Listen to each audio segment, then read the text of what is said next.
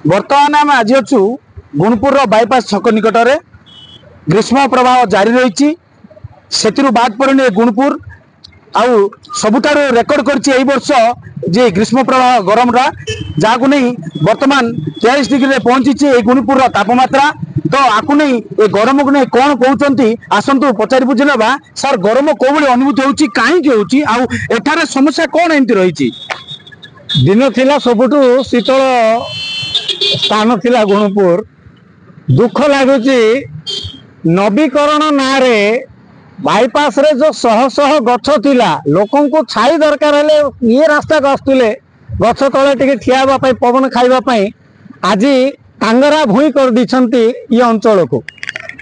संध्या हो गले पर्वत गुड़ाक पहाड़ गुड़ाक निया लगा चली अंगार पाई ताप जीव कुआड़े ए वर्ष जो रुद्र ताप रही सहित जो प्रकार गरम बढ़ुची ताकू समर्थन कला भलिया सरकार बा प्रशासन रास्तार समस्त गछ को काटी दीछंती एवं गछ गुड़ाक जो पक्षी गुड़ाक रहउचंती सेमानकर अवस्था कहले न सरे।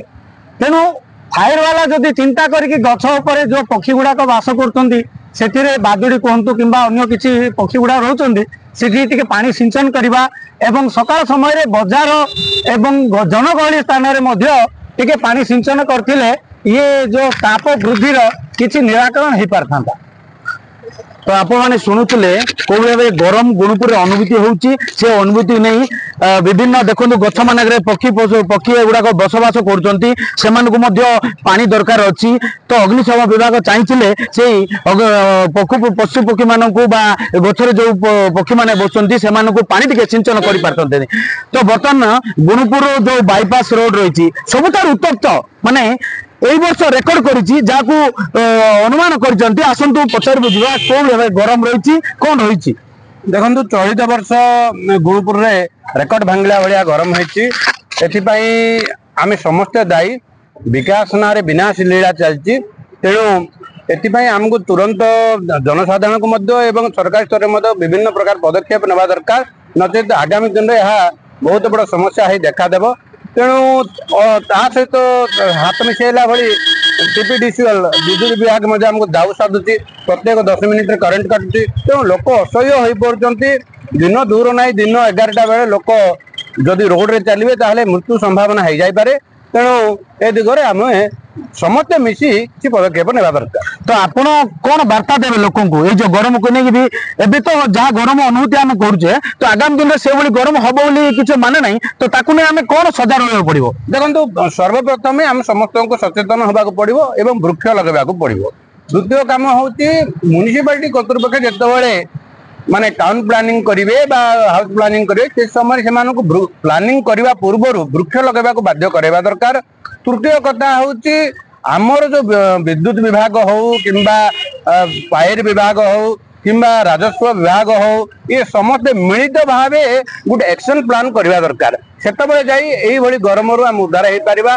गोचारण जमी नहीं तेणु गोचारण जमी नाम हंतसंत होती गाई मैंने मुंदे पानी पीवा को मिलूनी। तेणु ए दिगरे सबू डिपार्टमेंट एवं जनसाधारण मिसी पदक्षेप नेबा दरकार। पहले तो इतना नहीं था गर्मी, पहली बार इतना गर्मी गुणपुर में। जैसे कि हम लोग 3 साल से यहाँ पे रहे हैं, इस जीआईटी यूनिवर्सिटी में पढ़ते हैं। पहले इतना गर्मी नहीं था, फर्स्ट टाइम इतना गर्मी हो रहा है। जैसे कि कल 48 डिग्री चल गया था, अभी आज होगा 46-45 होगा।